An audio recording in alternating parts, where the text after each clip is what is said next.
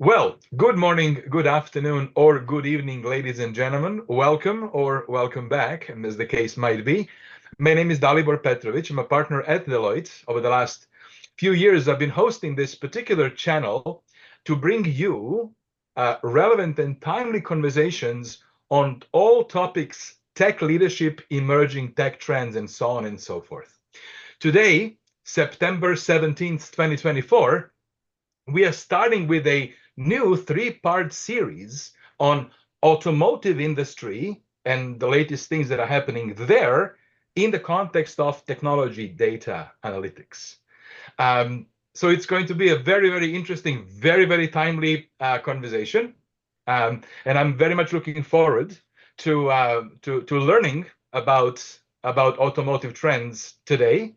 To help us do that, I'm joined by the right person, Darren Plested. Darren is my partner at Deloitte Canada, and Darren leads our automotive and mobility sector, our automotive and mobility industry. So Darren, thank you very much for finding the time to be with us and to share your experience, your thoughts, your wisdom. And for the audience members, this is a live conversation, which means that if you have any questions, if you have any comments, please feel free to join the conversation using the Q&A function of this Zoom platform, and we will do our best to answer as many questions as we can. Now, Darren, the topic is automotive and technology. I know that you have been cooking things in the background, doing some research, doing some analysis, but why don't we start perhaps with a bit of an introduction of who you are, and then please tell us more about this particular topic and the work you've been recently doing. Sounds great. Well, first and foremost, Delbert, thank you. Thank you for hosting us today. And more importantly, thank you for the platform, for creating this and putting out such an important vehicle to allow us to get these important trends out to our important clients around the world. I will first say that my name is Darren Plested. I do manage the automotive and mobility sector in Canada. Been doing that now for about 5 years in Deloitte. Prior to that, I actually worked in the global industry, in the automotive industry, for about another 5 years before that. I led a global innovation team with the Nissan Group. So I have had my finger on the pulse of the automotive trends for some time. I actually ran a startup accelerator for the Nissan Group for many years. So really worked with the cutting edge startups in the industry, kept my finger on the pulse of a lot of changes that were happening, and I continue to do that in my current role. So maybe just to frame up what the work that we've done just recently, where it came from. So we had an idea that during COVID, there was a lot of rapid changes happening around the world, a lot of changes in the general retail sector, as a lot of companies were forced to go from bricks and mortar to a digital online platform if they wanted to stay relevant and continue to sell into that. We had a theory that the automotive industry had to go through the same changes, and we were wondering if they had kept pace with the general retail industry or not. And so we went out and conducted a survey with a number of automotive retailers and service providers. So aftermarket retail and aftermarket service. It's those that sell parts or that provide service to vehicles after they're sold into the marketplace. So we talked to a number of automotive retail dealerships that provide service to their clients. We talked to a number of private service providers like the tire and muffler shops around Canada. We talked to a lot of online providers of parts and services in the industry. We compiled those results into a report. We've issued it out in kind of a 3-part series in small little increments over the last 2 or 3 months. You may have seen that if you follow me on LinkedIn. And then today we've just published the final report. So if you head to my LinkedIn channel, you can see my blog there, and you can get the entire report from that download. But I'll go through today just some kind of high-level summaries and findings that we saw in the industry. So first and foremost, the industry is going through some interesting tailwinds. So it's got some good positives happening, and this is largely on the back of COVID. So during COVID, you remember we had a global chip shortage, and that global chip shortage actually caused some pretty serious supply chain disruptions. And if you were trying to buy a vehicle during that time, which because a lot of people weren't traveling and were actually stuck in their homes, there was a big boom in vehicle sales during that time. And when you were trying to buy a car, it was actually pretty challenging because a lot of the dealerships didn't have any inventory. So we saw a huge boom in car sales and car profits through COVID. So a lot of interesting, real kind of positive growth in the car sales industry. But because of that, you also saw that a lot of people are now holding their vehicle for longer and servicing it versus trading it in. And in fact, the numbers that we saw throughout this is that the average age of a vehicle in Canada is now about 10.5 years versus about 9.7 years old in 2017 pre-COVID. So people are holding the vehicles longer, which means they need more service. They are out of the warranty period. So that means that you have to pay for the service yourself. And it means that consumers are a little bit more careful on how they make that spend. If it's under warranty, you take it back to the dealership, it's pretty easy to get it serviced. When it's on your own dime, then there's a difference there. So you're actually out there shopping for the best value that you can actually provide. So with that said, we've got those kind of tailwinds happening in the marketplace. And there's a lot more opportunity for parts and service in Canada now than there ever has been before. So great. So in other words, if you're in service business, automotive service business, automotive parts business, it's actually good times. It's a good news. It's good news. Okay. Indeed. Yeah. Now, with good news also comes some challenges. So some of the challenges that we faced in the marketplace, we do have higher interest rates. We do have a general economy now that it's looking at lower levels of discretionary spending. So people's belts are tighter, the wallets are tight, and they're being very careful with where they're spending their money. We have seen car sales in general decline since about 2022, largely when the interest rates kicked in. And I think a lot of, after COVID opened up, a lot of people were spending their money on different things. We're seeing, a lot of growth in the travel industry. So people are spending their money differently than they would have through COVID. And that's hurt the automotive industry in general since 2022, essentially. So that's a tailwind, a headwind. A headwind, yeah. There are also... If you're selling new cars, challenge. If you're selling service and parts, good. Absolutely, yeah. Right. We're also seeing that there is a real scarcity of a skilled labor force. And particularly in the service industry, they're having trouble finding technicians that can actually service your vehicle. And so there's a real fight for technicians in Canada. And it's a pretty significant challenge that all of the leaders that we spoke to, that workforce shortage was probably top 1 to top 3 on everyone's list. So it's a significant challenge in Canada. And in fact, we looked into this, and there's an estimate that there will be up to 10,000 FTEs shortage in that labor market in the next 10 years. So it's a significant hole in the service industry. 10,000 jobs. 10,000 jobs is what is being predicted by Employment and Social Development in Canada, particularly in the automotive service and technician industry. So a lot of companies that we had spoken to are actually looking at aggressively recruiting overseas. And they've actually hired people that are designated to finding employees overseas. We heard a lot of people going to places like Ireland looking for skilled labor to come into Canada, where they do have some favorable visa exchange policies. So that's a real challenge, and everyone's faced with that. Yeah. We'll get into a little bit more on how that's going to impact us, but that is a general trend that we're seeing. Well, that kind of work is, at least for now, kind of AI disruption friendly, right? Or possibly, not? But for technician work, it's really hands-on stuff. That's what I mean. Actually, so you have to displace that with things like Gen AI or AI in general is pretty hard. So you still need those technicians. The other trend that, I'll jump ahead here a little bit, but the other trend that we're seeing is vehicles are changing to zero emission. And as they go to zero emission, you now have battery vehicles and hydrogen electric vehicles that take a whole new skill set. Traditional internal combustion engine technicians generally don't know how to work on these vehicles, so they need to be either upskilled or retrained, and that's causing even more challenges on the work front. So there's a real headwind there from a work shortage perspective. The other general trends we're seeing from a challenge or a headwind perspective are you're seeing a big change in non-traditional players entering into the market. And when I say that, we're talking about big tech companies. Companies like eBay Motors, Parts Avatar, Amazon are now entering into the parts selling space.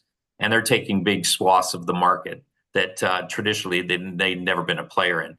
In fact, we've seen Amazon auto parts sales increase 65% since 2019. Wow. So that's a huge increase. And you can imagine that's taking market share out of the traditional players in the industry. So disruption is happening from the big tech players in a big way. The other is international players are starting to encroach into the Canadian market.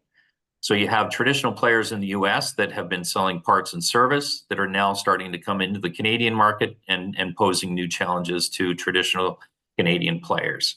So those are a couple of key trends that are watching out for. The other thing that you're seeing in the industry is this real change in customer behavior.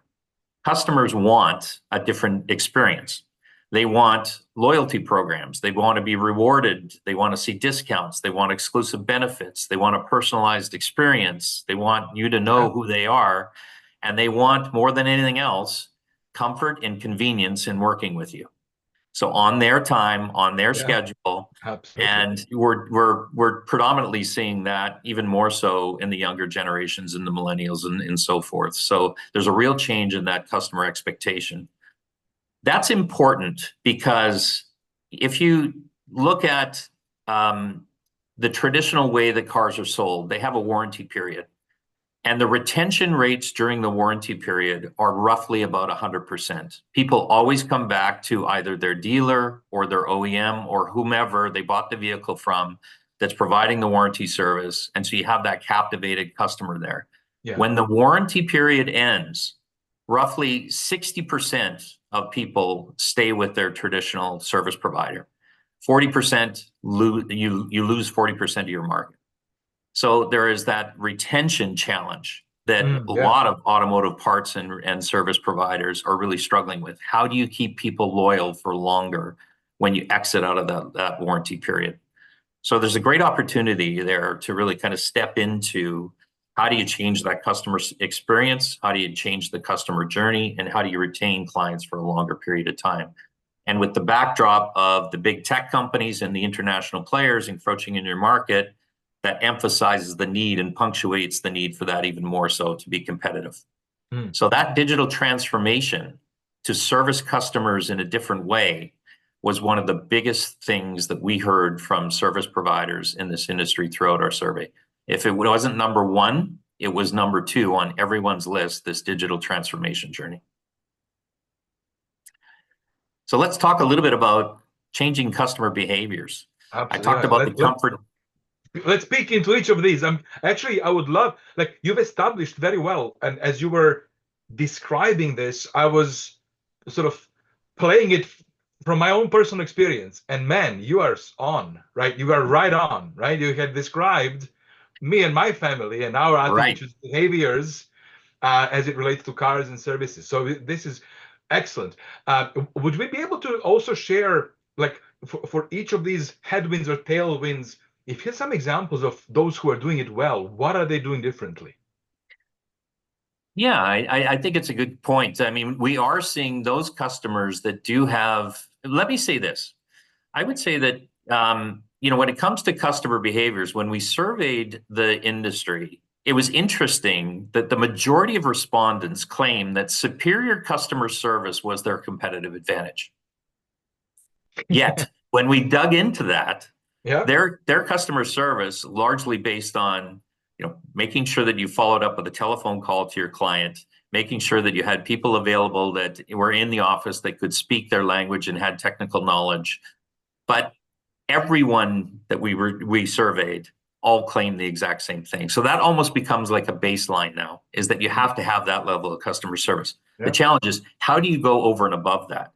And so when you talk about the comfort and convenience factor, let's start with the parts. If you're buying parts, you basically want to be able to shop online, do it at your own convenience. You want to have the ability to easily go through in the fewest number of clicks to be able to get to the answer, search for the product that you're looking for, make sure that it's competitively priced in the marketplace, and then be able to check out and have that delivered very conveniently to you on your schedule. Yeah.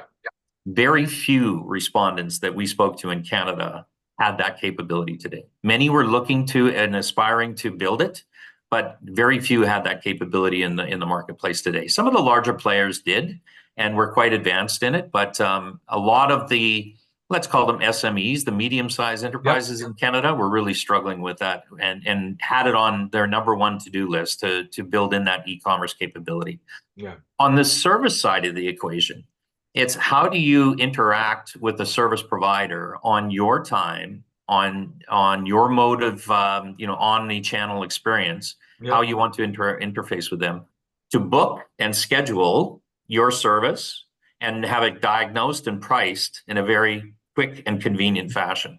Yeah. That side of the business was even more lagging from a digital capability than what we saw in the parts side of the business. So in the service side, there's a lot of work to do there. And the other challenge there is to have the customer intimacy, to know the client, to know that they've come to you before, have all their historical records, not only at the single store that customer has visited, but across the network. So if you have a network of stores, how do you know if that customer is the same customer coming into position A as it is coming across town into position B? And how do we make sure that we're offering the same level of service and customer loyalty across that entire network? That was a real challenge. And that's something where I think there's a lot of lag in the industry to really catch up to. We did hear from a few that had built bespoke systems to be able to interact with clients. If they come in, they're able to take pictures of how they're doing the service. They're able to actually upsell those clients in real time to say, we've checked your brakes. We understand you need some new brake pads, but we're concerned about your shocks and we think that you should get some new shocks. And they show video and real-time experience so that customers can actually make decisions on the fly in real time as the car's in for service. And they are seeing significant upturns, up to 37% increase in sales if they have that capability. Wow. So there's a real opportunity there to interact differently, to upsell customers, and to give them the trust and convenience that most customers are looking for when they go to a service shop. Get away from that standard baseline of customer service and go to a heightened level of customer service. So that's a real change. That's a real change that we're seeing. When I come back to this industry in general, it has been an in-person shopping experience traditionally. And in fact, the automotive industry had the highest rate of returns than any other retail sector in Canada. So there's a lot of parts that are being returned back to the shops. And there's a lot of that in-person interaction where you have to ask questions, get answers back, and you need to have the knowledge behind the desk of the technician there to be able to inform you what your needs are. That is an area where we actually think Gen AI can play a big role, or in any AI and machine learning tools to inform clients to get to the decision, get to the right answer of what they're looking for when it comes to buying a part or requiring a service. Right. So that behind the desk technician capability may slowly change to more online capabilities. So we'll see that happen.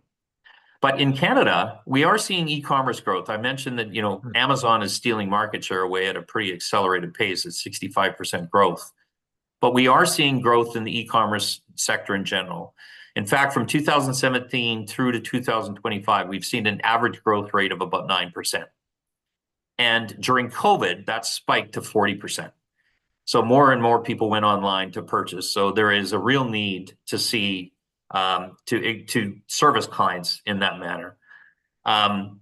When it comes to price shopping, people are going online. They want two things from that we heard. They want trust and they want optimized pricing. So when it comes to optimized pricing, we did a survey in the general retail sector, and we found that 77% of Canadians shop around for the best deal, particularly during the holiday season. Right? Yeah. They're frugal. They want to make sure that their dollar's going as far as they can, and they shop around for the best deal. So that's driving a lot of change in the U.S. market, where we're seeing proficient online retailers going to what we call dynamic pricing solutions. And they're using AI and machine learning to scour the internet to find the best price for their products and make sure that they are competitively priced on a real-time basis. And in fact, we did some work, when I say we, I'm talking about Deloitte here. We did some work for an OEM in the United States, and we built a dynamic pricing engine for them for their spare parts. They were updating their spare parts every 6 months. We changed it so they were now able to update their pricing every 6 minutes. And in doing so, that increased their potential sales. They have about $1 billion in part sales every year. They increased their sales by $150 million a year. So a significant uptick in pricing. So that's like a 15% increase. It's a massive increase, absolutely, and that was in year one. So that's a very big success story in using dynamic pricing effectively. So that's a major trend where we're seeing changes pretty significantly. The other thing that we did find is that this whole customer experience of online shopping, online service, it's really impacting the millennials. And the millennials right now, our survey found that 70% of millennials want an online option. They may not choose it, but they want the option. And if they don't have the option with you, chances are they're going to go to somebody else. And we're finding that, particularly in the customer journey, you're seeing millennials now that they're not visiting dealerships like they did in the past. And I'll give you an example. So in 2017, the average consumer would visit a dealership 2.7 times before they made a buying choice. Okay. Now that has shrunk down to 0.7. So they're not even stepping into the dealership basically before they make a buying choice. So they've done all their shopping online. They've made their decision. They're going into the dealership basically just to negotiate price and get fulfillment.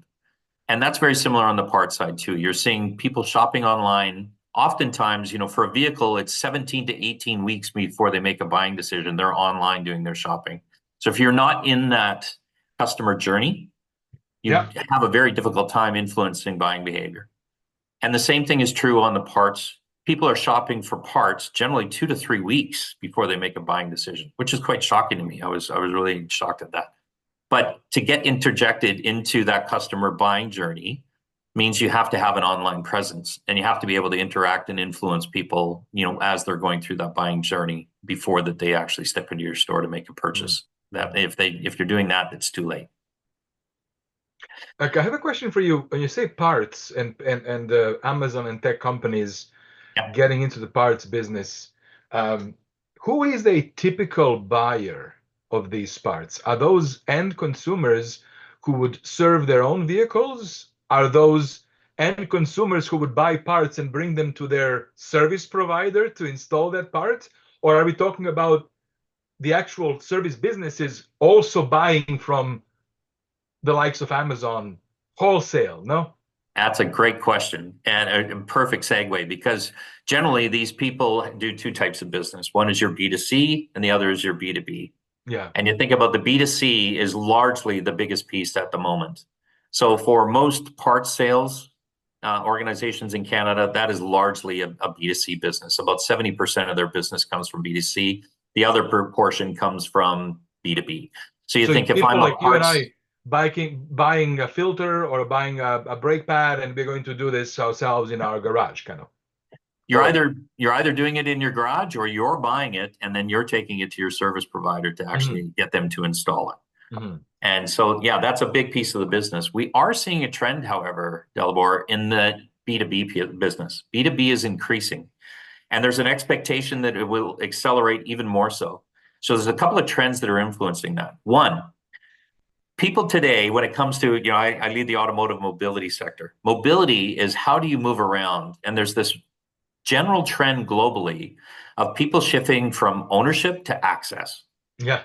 Right? Yeah. And so it's, I have the ability to use an Uber, a Lyft, I have a car sharing solution, I have a bike sharing solution, I have a scooter sharing solution.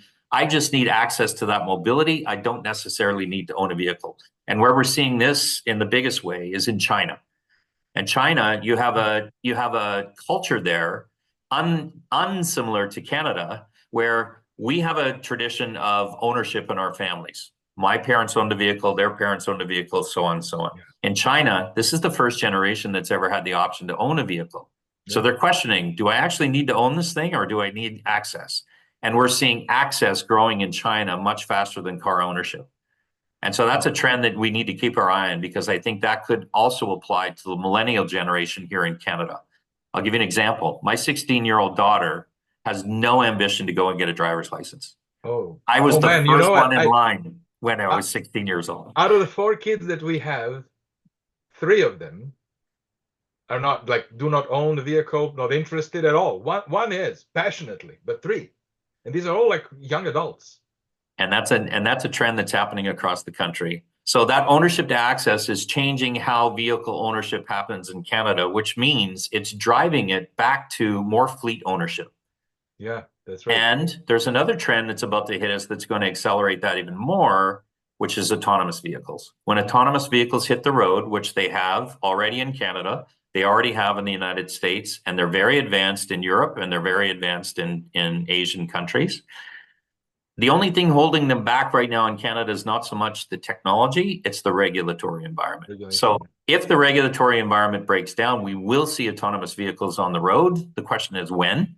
And if they come on the road, how will that happen? Because it now is going to change the ownership model for companies like an Uber or a Lyft or any kind of ride sharing solution, where the driver owns the asset in that case. Now, who's going to own the asset when autonomous vehicles come into the picture? So that could change the ownership model of vehicles going forward. There's a very strong chance that will end up in fleet managers that will own those vehicles and operate them. Yeah. And fleet managers buy services in a very different way than consumers do. So they're very savvy buyers. They want a good price. Chances are margins are going to get lowered. So to service B2B customers is a very different game than serving B2C customers. And that's a challenge for the industry as well, because now you're talking about integration into large fleet management ERP systems, into their service module systems, into their maintenance systems. So that integration piece is really going to become increasingly important as that goes forward. Yeah, that's I can absolutely see what you're describing. Yeah. I have a question on automated, fully automated vehicles. You said, and I think we all appreciate that technology is actually there. Yeah. It probably now already drives much safer than what humans can, right? So here's a question: in your estimate, should we be holding our breath is that day visible where Canada will say, you know what? Yeah, we can. Autonomous vehicles are okay. You can. There is a reason why I'm asking. So let me ask you first that question, then I'm going to do the follow-up question. Okay. Yeah. So do you foresee a time in the near mid future where fully automated vehicles will be allowed on the streets in Canada, without the driver sitting in a driver's seat? We are actually leading that charge in many ways here in Canada. We actually have autonomous vehicles on the ground already. So in Southern Ontario, Loblaws is actually testing autonomous vehicles today for what they call their middle mile logistics. So between their distribution centers and their stores, they're using autonomous vehicles to replenish goods at a faster pace. This was actually on public roads. On public roads. So they don't have a driver behind the wheel at the moment, which is pretty crazy. So if you see one of these vehicles driving around, you might be shocked because there's no one behind the wheel. So we're actually testing that in Canada. It's being tested in other places as well, like San Francisco, California in general. We're seeing it in Arizona. So there's a lot of these test beds that are happening around the world at the moment. And I think they're trying to get to what's the regulatory policies that they're going to put in place to govern these vehicles going forward. But suffice to say, I think it will come, Dalibor, and I think you're already seeing it in places like China. So there's a company in China called WeRide, which is kind of the equivalent of Waymo. It's Waymo is Google's autonomous vehicle division here. Yeah. And WeRide in China has been running autonomous vehicles around in the city of Guangzhou for many years now. I think back to 2017, they started piloting these. And so far to date, they have not had a recorded accident. So it's pretty impressive what they're doing over there. And so the technology, and you can imagine the streets of Guangzhou in China are a whole lot more complex than the streets of Arizona. So the fact that they haven't had any accidents there tells us that the technology is very sound and only will get better. You're seeing the acceleration of the chips, you're seeing the acceleration of the camera visioning technology, LiDAR technology, radar technology. That's all moving at Moore's law. So that's only going to get better over time. And so I think you'll see autonomous vehicles actually on the streets much sooner than most people anticipate. I think the general expectation is about a 5-year window before we'll see those on the street. I think, if the regulatory environment gets out of the way, you'll see them on the roads in a more significant manner, probably in 3 years' time. Wow.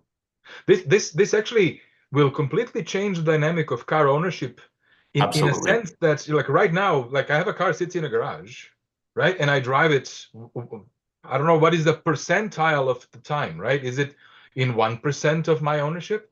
Like, this could be a passive income. It's incredible you say that, because there's two of the most underperforming assets on the planet are boats and cars. Well, yeah. Cars, in fact, sit idle about 90% of the time. So is there an opportunity to better utilize those cars? And could you put your car to work during the day when you're not using it? There's a lot of talk about that. And there's this Venn diagram of integration that's going to happen between the movement of goods and the movement of people. Today, those are very separate industries. We're seeing convergence in that. And I think that's going to happen in a big way as we go forward. You'll see purpose-developed vehicles that the OEMs are actually already showcasing in some of their prototypes, where you have vehicles that can be transitioned, more of a cube van type of autonomous vehicle that could be used to actually move people or move goods and be transitioned from one to the other during the course of the day. So in the morning, if you move people, fine. And then during the slack times, you're moving goods throughout the city and back moving people again at the end of the day. So I think you're going to see those transitions happen over time, which again will lead to more of that fleet ownership, will lead to more dynamics on how to service fleet owners, and that'll be a major trend that we'll see in this industry as well. It also begs the question, and this was one of the survey results that we had, was what's the business model of the future for a lot of service providers? And there was some discussion on our survey respondents about, do they need a presence in the city? So, today you have a number of different locations around the city to make yourself convenient and comfortable for people to come to your location to get their service done. The question is, in the future, can they have more remote locations outside of the city in cheaper locations to be able to have people drop off their vehicle but take them elsewhere for service? And I think you're already seeing that. Tesla is doing that now. Well, they'll come up and pick up your vehicle as part of the warranty program. They'll take it off site to a low-cost location, get the service done, and then bring it back to you. It's great convenience for the client because it's on your terms, on your location. And it's great for Tesla because they're able to lower their costs in a lower cost location. I never thought about that. It makes complete sense. You're absolutely correct. Makes complete sense, actually. Absolutely. But you need to be able to enable that, right? So it needs to be technology enabled, and you need to be able to service clients, to say, this is when I want to pick it up. It's on your convenient schedule. Have turn-by-turn location mapping to say where you are and where you're going to be able to drop this off and pick it up. So that takes a lot of technology transformation to be able to service that and enable those capabilities. And here in this conversation, for the audience that's listening in, and my audience is typically people who are technology curious, technologists. We talk about tech leadership, tech, IT, right? Yeah. This conversation is an absolutely brilliant contextualizing how technology is firsthand disrupting, changing the actual industry. That, like, this is the application of what we talk about into a very, very real world. I love hearing the perspectives here. And this is the opportunity where we bring business knowledge, business insights, and technology capability together to actually create value, to make that impact that really will matter. So this is wonderful. Thank you for sharing that. One observation. Yeah. All of these opportunities you've mentioned, how can information technology data improve customer experience? What are the opportunities to improve management of supply chain of parts and make that better? Service, make that better. AI, application of AI to improve diagnostics. All of these things have already been invented. All of these things actually exist elsewhere. This will be the matter of who will be the first one to make sure that they novelly combine and create the solution, right? You're spot on. That's it. That's the moment, Absolutely right. right? Absolutely right. If you And describe that it was you said it was a company that simply deployed dynamic pricing, and that result was $150 million uplift in sales, 15% uplift in sales in year one. Well, what's the business case again? Sorry, to make an investment to do the, like, hello, right? Yeah, it's very true. And there's a couple of challenges around that. I mean, you're talking about things like, the basics. Do you have a CRM system in place to do your customer relationship management? Right. Do you have the appropriate data structured in a way that you can actually do it standard across your network, share information across the network, make the network uplift, all together at the same time? You're talking about demand planning solutions to be able to optimize your supply chain. Yep. That not only optimizes your supply chain, but it also optimizes your workforce to make sure that your labor is at the appropriate place at the appropriate time. You're talking about load balancing across the network to make sure that you're balancing the work in an optimized manner. You're not using overtime. You're not using peak periods and things like that. You're talking about the basics of how do you measure, monitor ESG, and which is an important element, right? How do you capture carbon, and how do you actually make sure that you're, if you're in the paint business, that you're disposing of your products in an efficient manner and that you're compliant with all the regulatory environments. So there's a lot of requirements for all of that capital uplift in these systems development. Do you have do you have an ERP system that can dovetail together with a lot of these other requirements that are going to be coming forward? We're seeing a lot of digital debt in those legacy systems. There's a lot of legacy systems that are in place today that need to be changed. They are not cloud-based. They have the opportunity to jump forward and really leap to the front of the queue when it comes to technology implementations and use the latest and greatest technology to be different. So there's an opportunity there for many. The challenge is, and I'll use an interesting analogy for the automotive industry, is how do you change a tire when you're driving? Yeah. Right. And that's the biggest challenge now. So the results that came back from the survey were, number one, how do you overcome the capital challenge of implementing these new systems in partnership with how do you actually have the skilled labor force to be able to do that type of work in your organization, because many are not structured that way today. So one, where do I find the talent to do this? And two, where do I find the capital to actually get it in place? And how do we do it while we're running in real time in our organizations to make these transitions that are so important? So those are major challenges for many organizations that are out there. But most of them that we spoke to, again, had that as number one or two on their key priority list going forward. Well, I mean, the question they should be asking is, what happens if we don't do this? I think that's a bigger question. And I think most realize that this is a burning platform that they have to move. They have no choice. It's just, how do you prioritize the things that need to get done? Because it's a very long list. And I think that's one of the challenges. So, those that we've talked to are saying that right now they're really working on where do they actually want to put their capital to get the biggest return on the investment? Do they start with a customer management system? Do they start with the forecasting and planning system? Do they start with dynamic pricing? Where do they start? And where is the biggest bang for the buck? Figuring out for themselves what is the actual competitive advantage, exactly, as opposed to this motherhood apple pie competitive, like, exactly, what is your real competitive advantage? It's all good. We all love our customers, but if everybody has that as a competitive advantage, there's no advantage. So that's very good. Yeah, And it's interesting that on that point, Dalibor, we talked to some people that are saying, I'm trying to solve for the workforce shortage. yeah, What are the things that I need to do to actually optimize my workforce? So this is more optimized scheduling, more maintenance bay planning. Actually, a lot of them actually were talking about using things like augmented reality to train their yeah, technicians.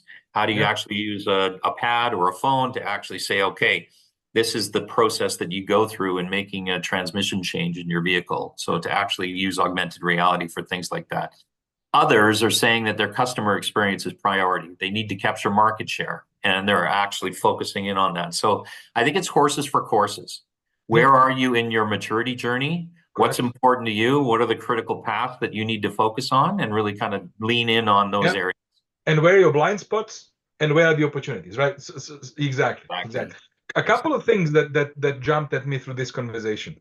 Um, we spoke about the role of a tech leader, CIO, CTO, and we're saying, look, it feels like the role is moving away from being, responsible to build, deliver the environment, to more of being a chef in a kitchen, being the orchestrator of an ecosystem around you, Yep. where some things you will have, some things you will build, some things you will subscribe to, other things you will rent and buy. And the world is your oyster, truly, right? Your IT Right. department can really be all over the world. What you're describing here as set of opportunities perfectly sets it up for that kind of thinking of a technology leader in serving in those organizations, because of the fact that everything that you mentioned has already been invented, already exists. So the trick here would be to find a great chef, right, who can actually understand what is the preference of the taste, and then figure out of all of these ingredients that could be anywhere, how do you actually coordinate, orchestrate, prepare the dish, right? That's I think an important thing to appreciate, which is exactly right on the message that the modern tech executive, in addition to being a credible business leader, Mm-hmm. probably the biggest function is to be the orchestrator of solutions. I couldn't agree more. That's a great analogy. I love it. The second thing that I wanted to mention, and I'm not sure if you're going to agree with this or not, given that you actually led the global innovation group for Nissan, Right. um, my view is that best innovators, the companies that innovate the best, are not necessarily the inventors, Mm. but that they are the ones who are able to best put together other inventions in a novel way to solve for the problem, right? Absolutely true. Yeah. How do you leverage what we call open innovation? Yeah.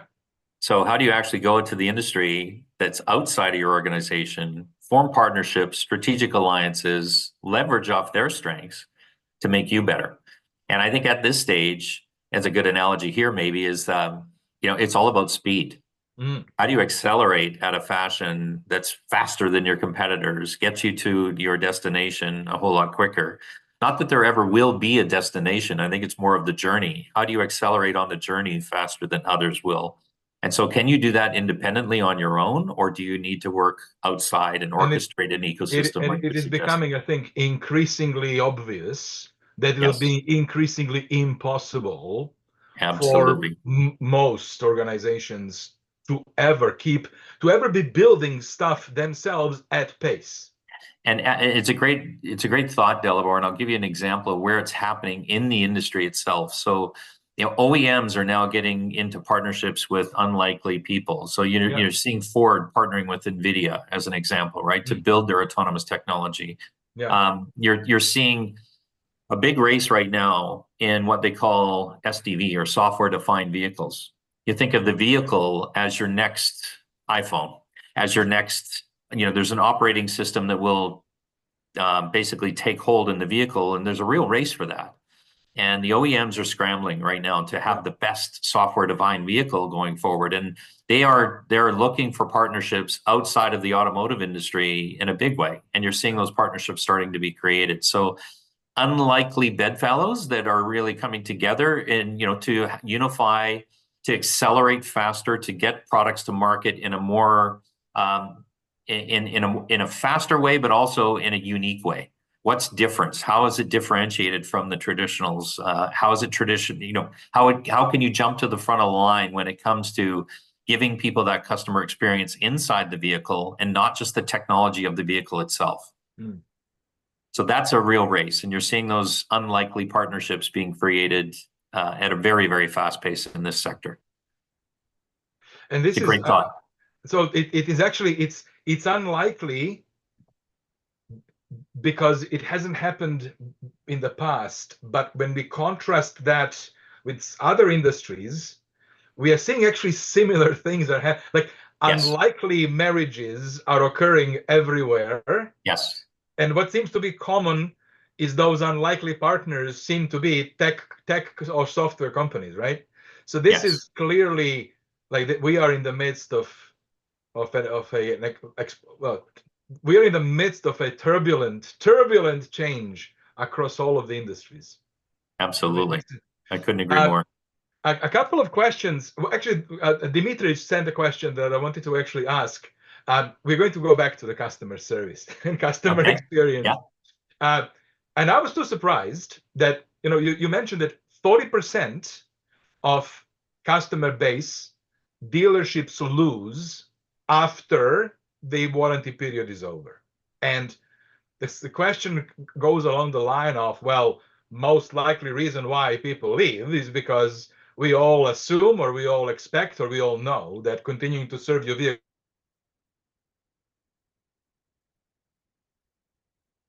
Any perspectives on that? Is that true, do you think? And what are the dealers actually doing to address this? It's a big issue. It's a very big issue, and I think it comes down to trust. Yeah. And when I was on the OEM side of the fence, we really did a lot of digging on trust. Why do dealerships not have the trust with their clients that they would like to? And actually, in fact, what we found is in North America, if you look at all the employment options across the spectrum, car dealerships or car salesmen actually fell on the very bottom of the list when it came to trust. So people have a real hard time trusting a car dealer or a car salesperson. That exists for legacy reasons. I'm sure that's possibly changing over time, but that was a survey that was done probably back to 2018. So they were at the very bottom of the list.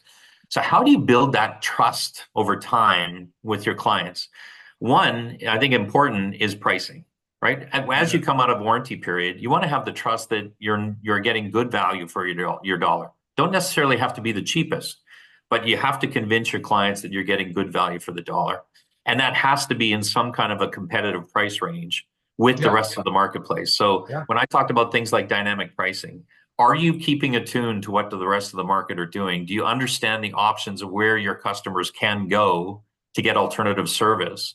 How do you promote your value offering in a differentiated manner than others? And more importantly, you have more ability than anyone else to predict when your clients need service and how are you interacting with them in a proactive manner. Absolutely. Right?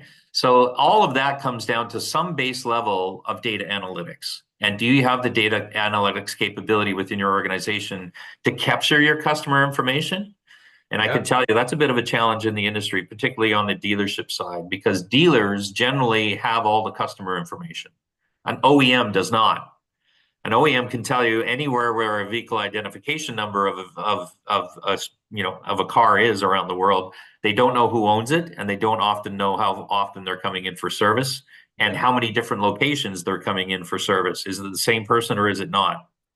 So those are real challenges in the industry that are trying to become, that many are trying to overcome.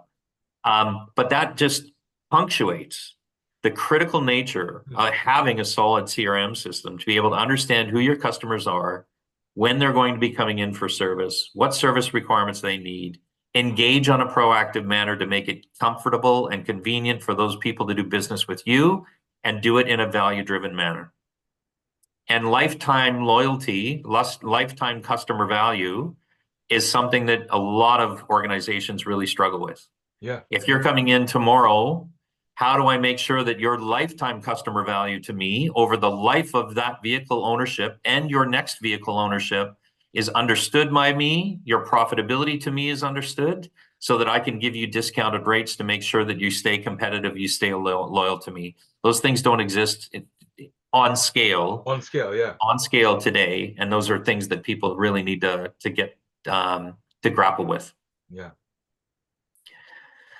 The other element that we didn't talk too much about, Delabor, and I want to get this in before we part, but it's the transition to zero emission vehicles. Yeah. And how this is being mandated around the world. And I can tell you, when I worked with the Nissan Group, I lived overseas. I was based in Hong Kong on the doorstep to China.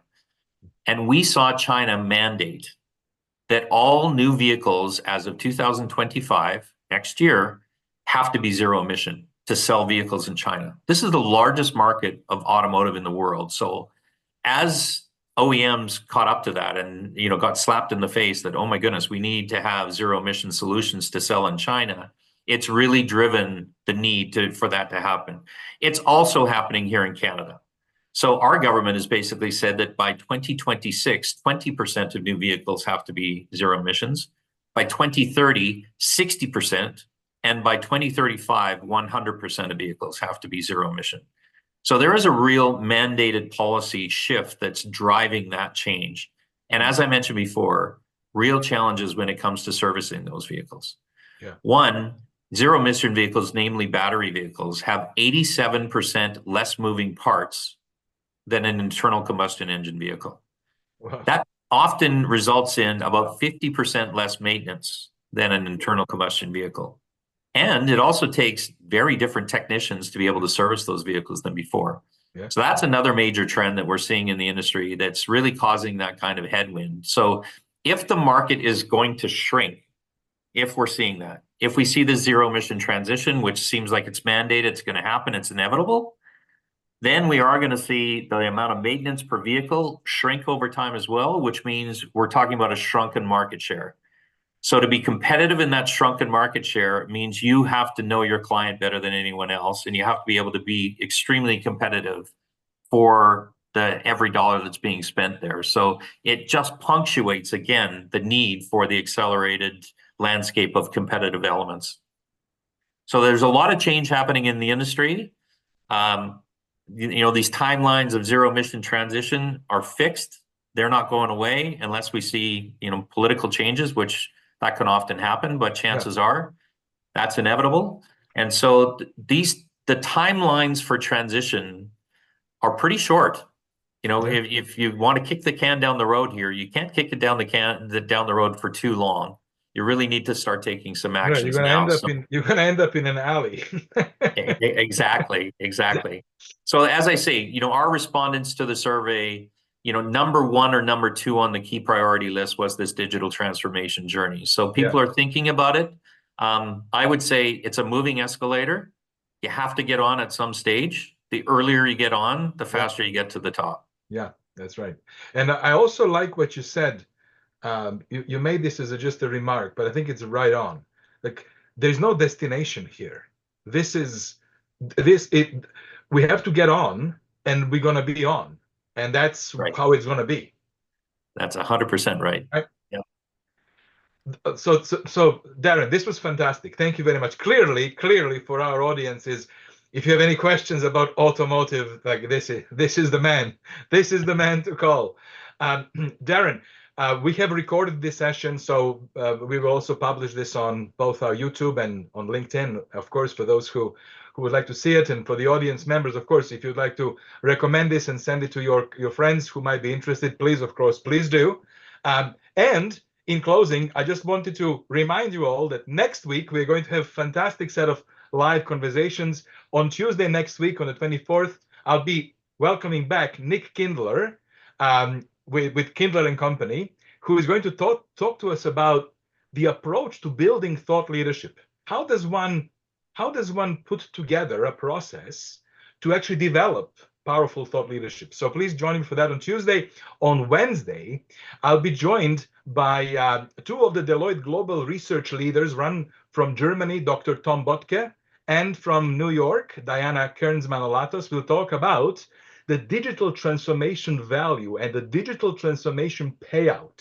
Like, what are companies actually getting out of investing in digital transformation, and what do companies get wrong when they do? So on Wednesday will be a very interesting conversation. Then on Thursday, I'll be welcoming Corey Jensen, who is co-founder and co-CEO of Alta ML, one of the most exciting Canadian AI companies based actually out of Alberta. So please join me for these sessions next week. With that, Darren, thank you so very much for your time. This was fantastic, very informational, very educational. Thank you. Thank you, Dalibor. Really appreciate the time. Have yourselves a lovely Tuesday, ladies and gentlemen. See you soon. Bye.